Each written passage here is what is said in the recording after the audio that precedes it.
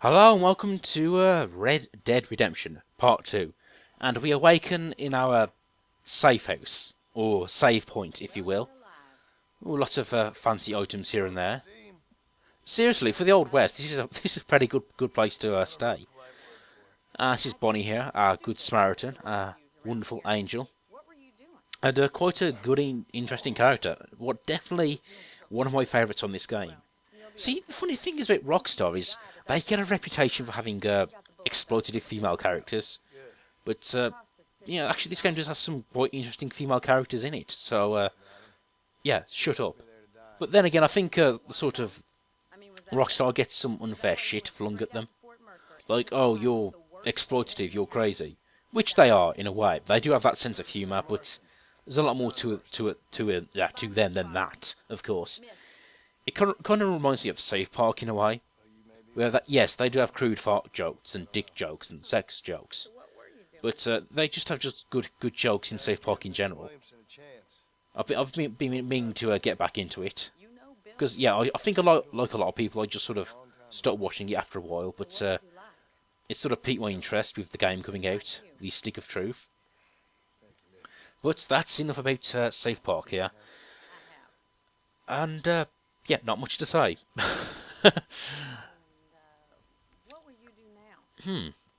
I'm looking at that bandage he has across his chest, and that disappears after a while, although I can't remember how long it exactly stays there. But soon, yeah, this mission here, it's called... Hold on, I'm looking at the wiki here, you'll have to bear with me. Come on, scroll faster down. Oh yeah, new friends, old problems. And like the first mission was sort of the introduction to the game, this is an introduction to the gameplay. We'll do a bit of shooting, a bit of horse riding, a bit of crocheting, a bit of fishing, and... no, I'm joking about the last two, but I was saying that's weird. This game, you can't fish in it. Now, yeah, I find that actually surprising, because you get to do almost anything else. Yep, of course, now like riding a horse, like I said before, you just press the X button, and that, the giddy up button, as I like to call it. I'm so witty, aren't I? But yes, you just follow the blue spot, and yeah, that tells you where to go next. Now, of course, as you'll soon see later on, you don't always have to go to all the missions. You can just go around and do your own thing. Next, this was a weird thing about the subtitles here, because my initial plan was to only have them on during cutscenes, for the dialogue, but it turns out there's a lot of talking in-game as well, so yeah, I've had this effect on nearly most of the games, so you can actually see what they're saying. Or, if you wanted to, you could watch an LP where someone does... Oh! I messed that up! And the thing is, I can't correct it now because I've mentioned it in the commentary. But, yeah, I messed up that subtitle effect. But anyway, like I was saying, I guess if you wanted to hear them speak, you could watch a Let's Play with no commentary.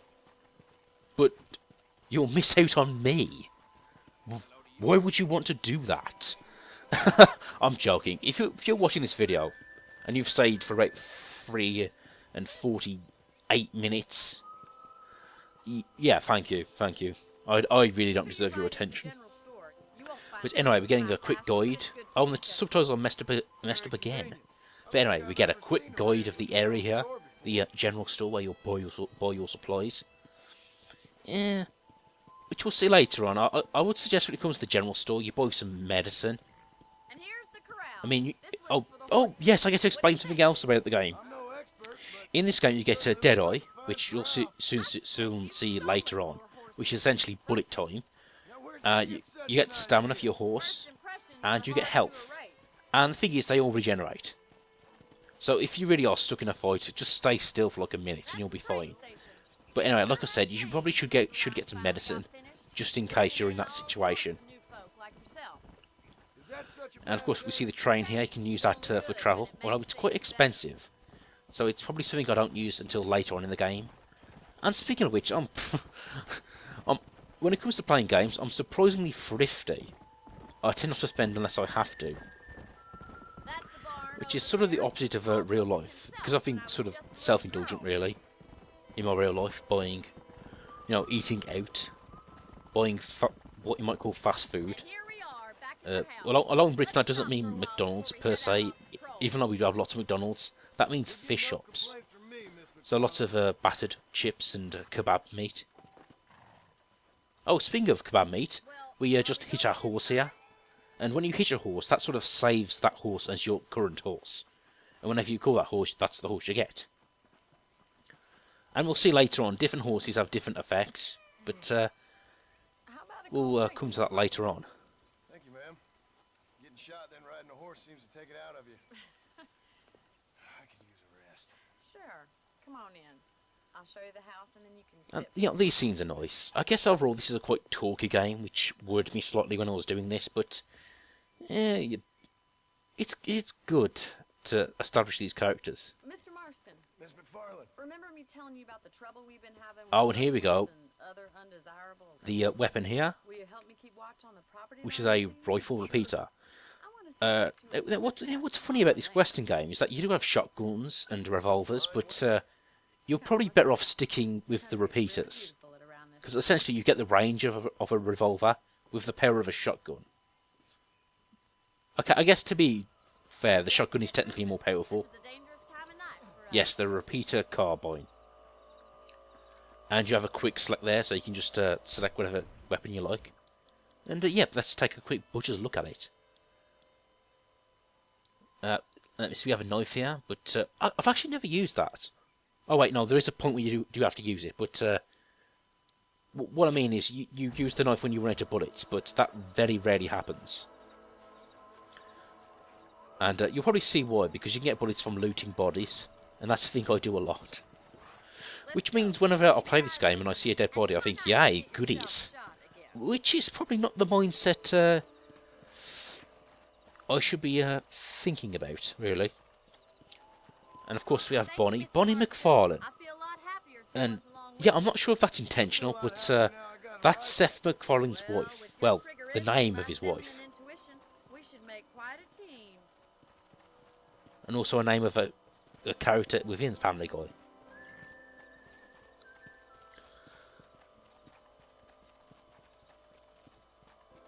Let me see. Now, our first challenge here is to shoot some rabbits, which is... The very first time I played this, I didn't do it that well. But to be fair, rabbits are sort of hard to get. Now, when you pull out the button with the L2 trigger, you sort of get this semi-lock on. So essentially, I just keep pressing the L2 button to catch these rabbits here. Sorry, bugs. No carrots for you today. And of course, enemies appear on the minimap as red. Which is probably a good thing, because there are points where you might run into a situation and you can't tell who's the good guy and who's the bad guy. I mean, I've actually played missions where I've actually accidentally shot the sheriff and the deputy. Because there was a confusing firefight, I was just shooting like crazy. Yeah, maybe I'm not the best player in the world for this game. Well, to be fair, I would say in terms of difficulty, this is a fairly average game, so... Yeah, it won't exactly challenge you. Oh no, John, it's very impolite to bring up a woman's lifestyle here. Oh, coyotes, yeah.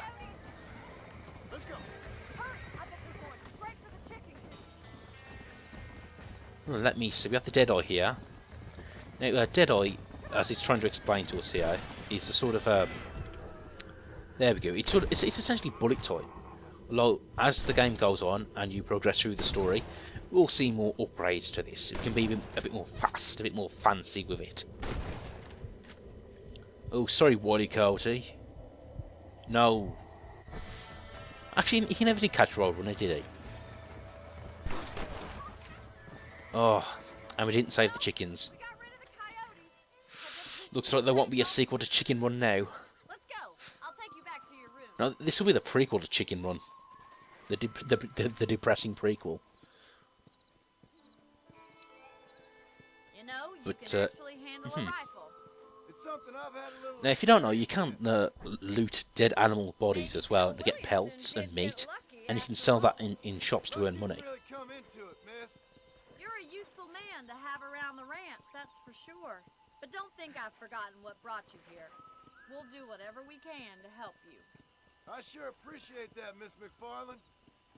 This is you, Mr. Marston.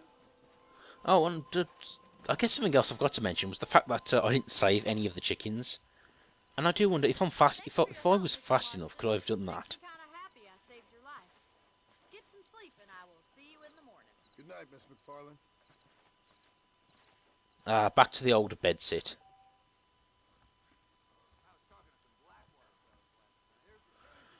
Now, from these points here, you can save the game and change your outfit, and we'll see a few fancy clothes as we get on throughout the game.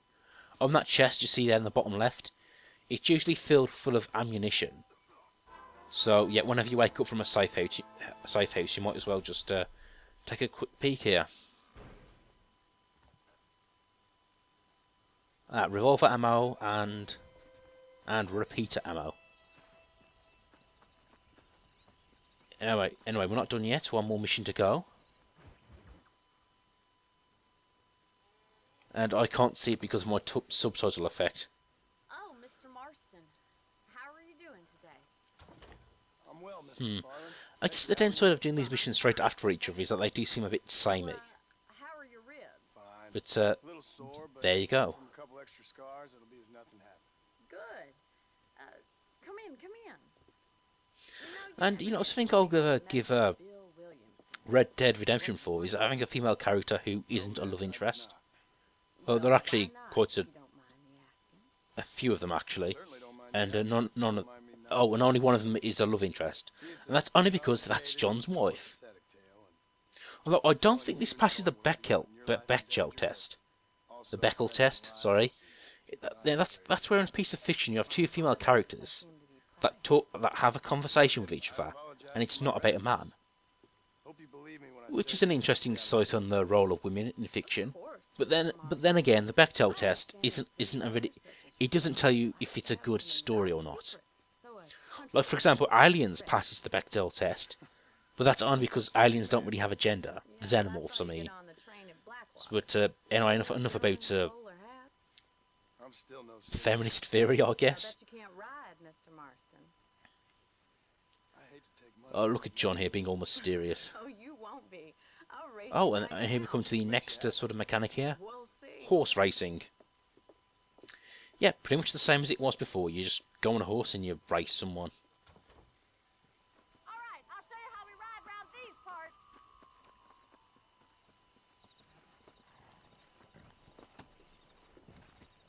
Yep, we line up at the start of the race, and now, of course, like in Grand Theft Auto games, you sort of race across the map and you have to reach certain points.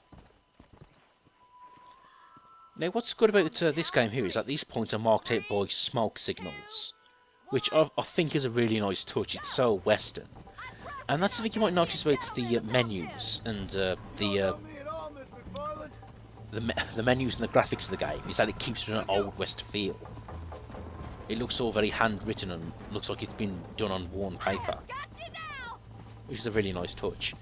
Now, of course, mastering the horse race comes down to mastering stamina. You have to mash it to go fast, but of course if you mash it too much, you fall off the horse.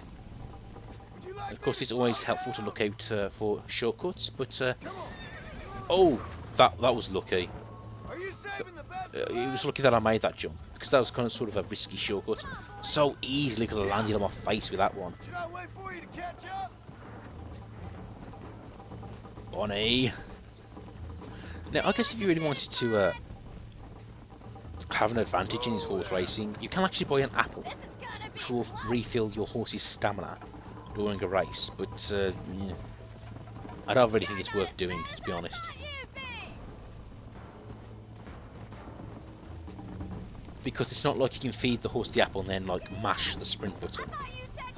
But yeah, it just refills the stamina, then it will go down normally anyway. So I'm not really sure it's worth the advantage really. So yeah, that's my advice.